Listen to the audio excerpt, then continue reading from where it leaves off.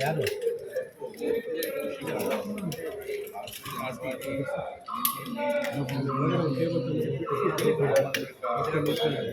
ಇವತ್ತು ದೇಶದ ಜನತೆ, ವಿಶೇಷವಾಗಿ ಭಾರತೀಯ ಜನತಾ ಪಾರ್ಟಿಯ ದೇಶದಲ್ಲಿರ್ತಕ್ಕಂಥ ನಮ್ಮೆಲ್ಲ ಕಾರ್ಯಕರ್ತರು ಕೂಡ ಸುದಿನ ನಮ್ಮ ಭಾರತೀಯ ಜನತಾ ಪಾರ್ಟಿಯ ಭೀಷ್ಮ ಉಕ್ಕಿನ ಮನುಷ್ಯ ಮಾಜಿ ಪ್ರಧಾನಿಗಳಾಗಿದ್ದಂಥ ರಾಮಕೃಷ್ಣ ಅಡ್ವಾಣಿ ಅವರಿಗೆ ಭಾರತದ ಅತ್ಯಂತ ಶ್ರೇಷ್ಠ ಪ್ರಶಸ್ತಿ ಭಾರತದ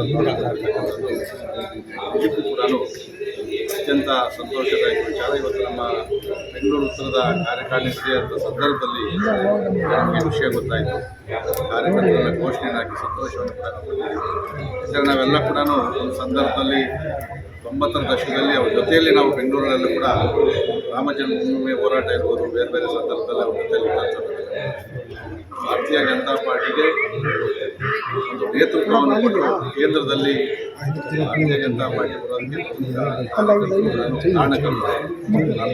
500 ವರ್ಷಗಳ ನಮ್ಮ ಏನು ಸತತ ಹೋರಾಟ ಇತ್ತು, ರಾಮ ಜನ್ಮಭೂಮಿಯಲ್ಲಿ ರಾಮ ಮಂದಿರ ಆಗಬೇಕು ಅಂತೇಳಿ ಇದನ್ನು ಜನಾಂದೋಲನವಾಗಿ ಪರಿವರ್ತನೆ ಮಾಡಿದಂಥ ಸಾಮಾನ್ಯ ಜನಗಳು ಕೂಡ ರಾಮ ಮಂದಿರದ ವಿಷಯವನ್ನು ತಿಳಿಸಿದಂಥ ಮಹಾನ್ ಭಾವ ರಾಮಕೃಷ್ಣ ಅಡ್ವಾಣಿ ಅವರು. ಅವರಿಗೆ ಇವತ್ತು ರಾಮ ಮಂದಿರ ನಿರ್ಮಾಣ ಆದಂಥ ಈ ಸಂದರ್ಭದಲ್ಲಿ ಭಾರತ ರತ್ನ ಪ್ರಶಸ್ತಿಯನ್ನು ಕೊಟ್ಟಿರ್ತಕ್ಕಂಥದ್ದು ನಮ್ಮ ಭಾರತೀಯರಿಗೆ ಸಂದಂಥ ಗೌರವ ಅಂತಕ್ಕಂಥ ಮಾತನ್ನು ಈ ಸಂದರ್ಭದಲ್ಲಿ ಹೇಳ್ತಾ ಇದ್ದೀನಿ.